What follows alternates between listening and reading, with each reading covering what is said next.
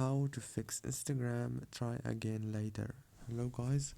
So first thing you have to do is open the settings on your phone, open the apps manager like this, and then you have to wait a few seconds right here.